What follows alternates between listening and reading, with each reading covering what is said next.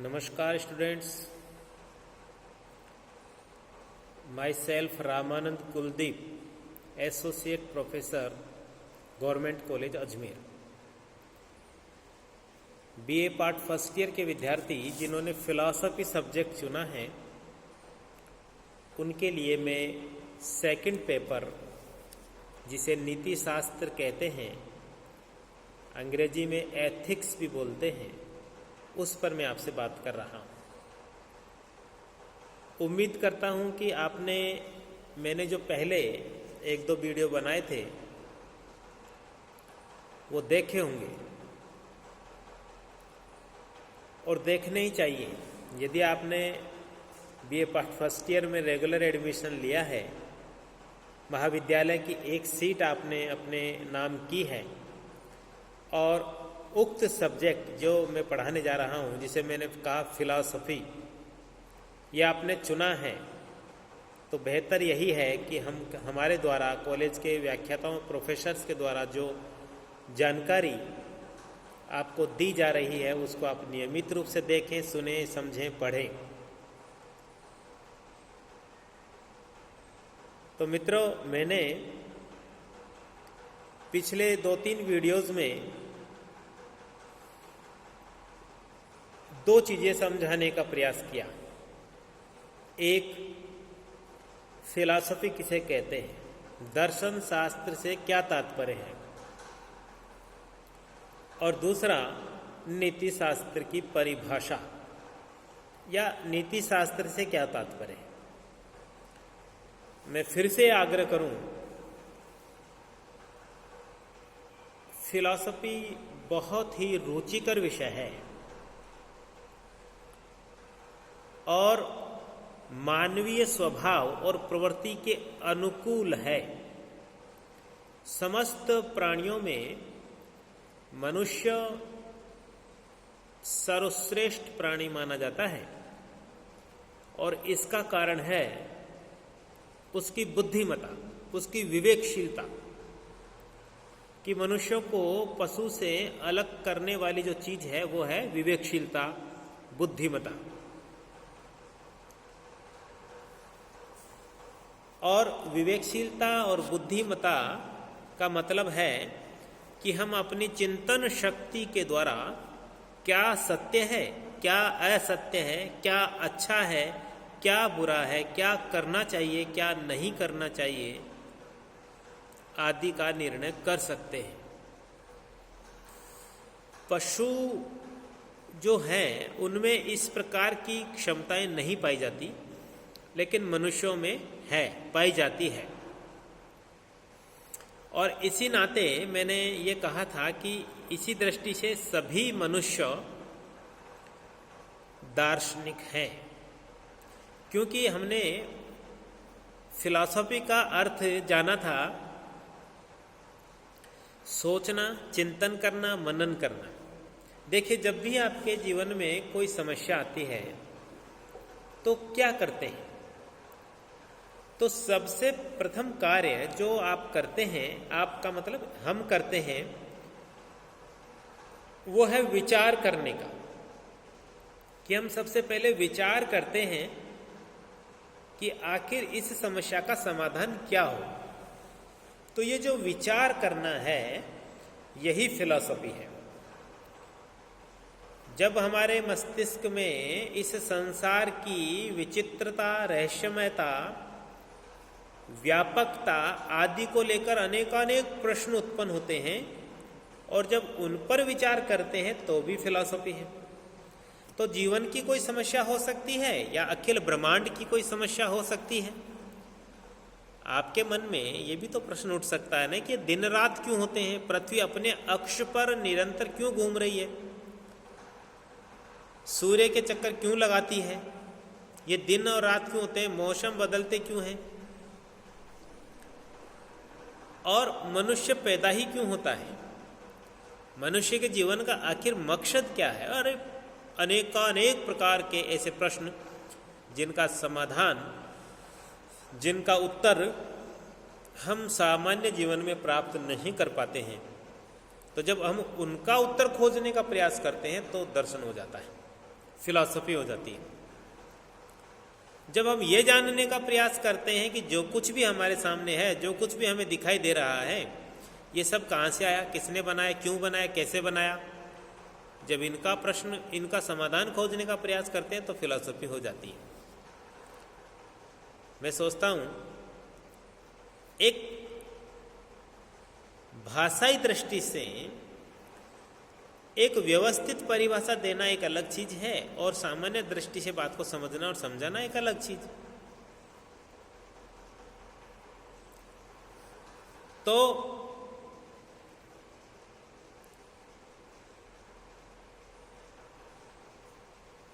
मनुष्य का जो स्वभाव है उसके अनुकूल सोचना, चिंतन करना, मनन करना, विचार करना, ये सब जो है वो फिलॉसफी है। तो जब हम एक दीर्घ अवधि तक किसी एक निश्चित विषय पर एक व्यवस्थित अध्ययन करते हुए अपनी बात को प्रस्तुत करें तो वो फिलॉसफी बन जाती है। मैंने बताया था दर्शन का मतलब है सत्य की खोज, दर्शन का मतलब है तत्व का युक्तिपूर्वक चिंतन करने का प्रयत्न, और दर्शन का अर्थ है ज्ञान के प्रति प्रेम, विद्या के प्रति अनुराग। ज्ञान और विद्या, विद्या एक ही चीज है, इन दोनों के प्रति प्रेम या अनुराग को ही दर्शन कहते हैं। दर्शन की 3 प्रमुख शाखाएं हैं, ये बताया था, ज्ञान मीमांसा, तत्व मीमांसा और नीति मीमांसा। ज्ञान मीमांसा में हम ज्ञान की प्रक्रिया पर बात करते हैं। ज्ञान कैसे उत्पन्न होता है, ज्ञान कहाँ उत्पन्न होता है, ज्ञान की प्रामाणिकता क्या है, ज्ञान की सीमा क्या है, आदि आदि, कि जो ज्ञान हमें हो रहा है उसकी ऑथेंटिसिटी कितनी है, प्रामाणिकता कितनी है, वो प्रामाणिक है या उसको और प्रमाणों की जरूरत है, और मनुष्य कहाँ तक जान सकता है, मनुष्य की लिमिट क्या है। और ज्ञान उत्पन्न, सोचिए, आप कभी सोचिए, विचार कीजिए, ज्ञान कहाँ उत्पन्न होता है। कोई आपसे पूछ ले कि ज्ञान कहाँ उत्पन्न होता है, आँख में, नाक में, कान में, आत्मा में, बुद्धि में, या फिर बाहर वस्तु में। जिस वस्तु का ज्ञान हो रहा है उसमें कहाँ उत्पन्न होता है ज्ञान, और इस ज्ञान का स्वरूप क्या है, ये आत्मनिष्ठ है या वस्तुनिष्ठ है। फिलॉसफी में ही इन चीजों की बात होती है, दर्शन शास्त्र में ही इन चीजों की बात होती है। ठीक है, तो ये फिलॉसफी थी। और हमने पिछली क्लास में नीति शास्त्र की एक परिभाषा देते हुए बात की थी। नीति शास्त्र एक मानकीय अथवा आदर्शमूलक विज्ञान है। तो इसको हमने कैसा विज्ञान कहा था, मानकीय, आदर्शमूलक, जो क्राइटेरिया प्रस्तुत करता है कि इस क्राइटेरिया के अनुरूप आप कर्म करेंगे तो वो कर्म नैतिक कहा जाएगा, और इसके प्रतिकूल कर्म करेंगे तो अनैतिक कहा जाएगा। और इसको विज्ञान इसलिए कहा क्योंकि विज्ञान का अर्थ है किसी भी विषय पर व्यवस्थित और क्रमबद्ध अध्ययन करना। तो जब हम नैतिकता से संबंधित तथ्यों पर क्रमबद्ध और व्यवस्थित रूप से अध्ययन करते हैं तो वो विज्ञान बन जाता है। तो नीति शास्त्र इस नाते विज्ञान भी है। और ये कैसा विज्ञान है, ये वर्णनात्मक विज्ञान नहीं है, यानी वस्तु का वर्णन ज्यों का त्यों करे ऐसा विज्ञान नहीं है। इसको कहा आदर्शमूलक विज्ञान।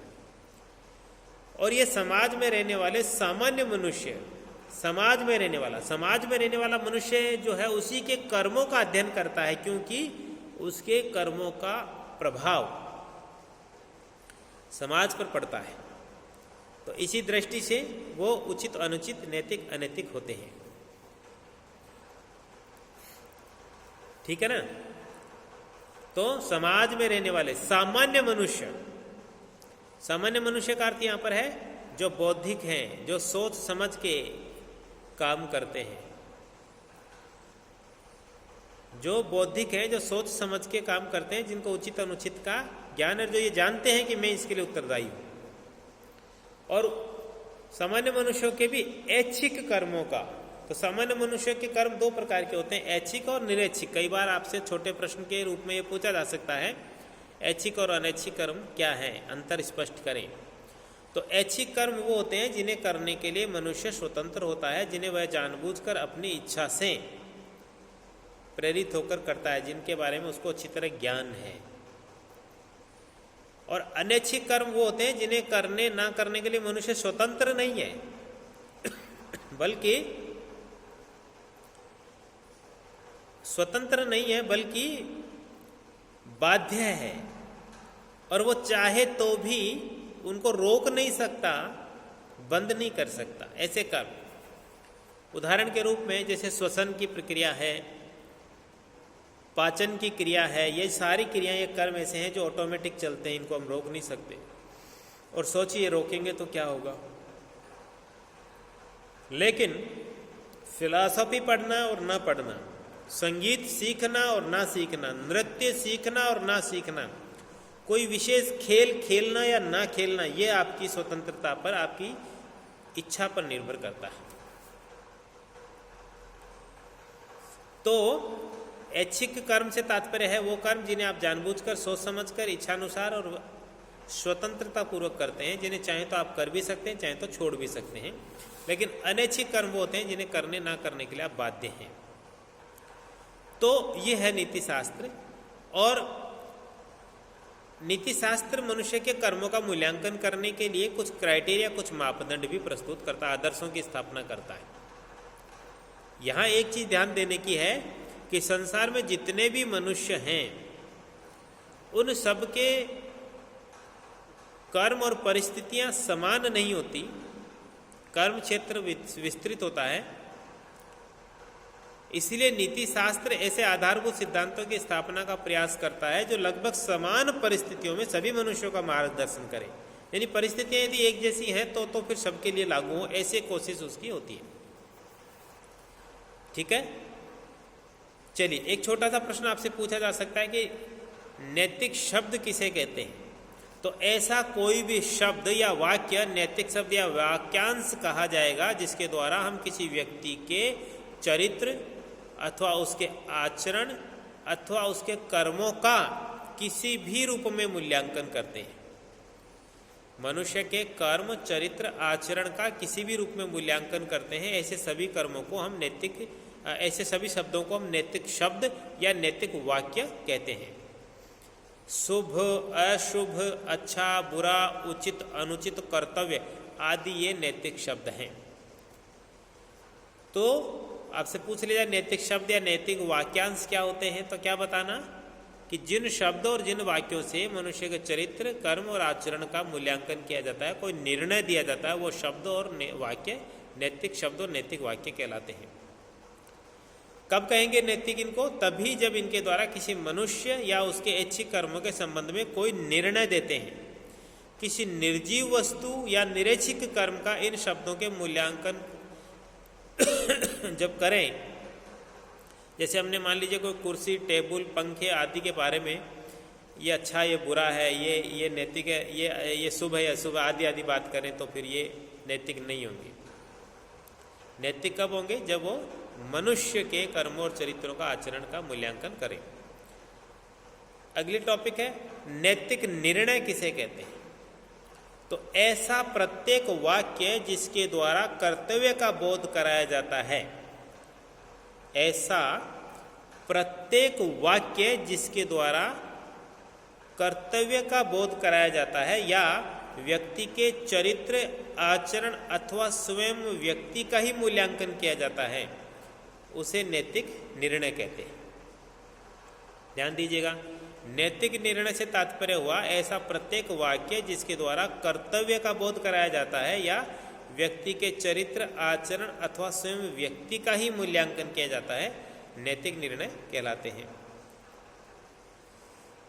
नैतिक निर्णयों को दो भागों में बांटा गया है, नैतिक कर्तव्य बोधक निर्णय और नैतिक मूल्य बोधक निर्णय।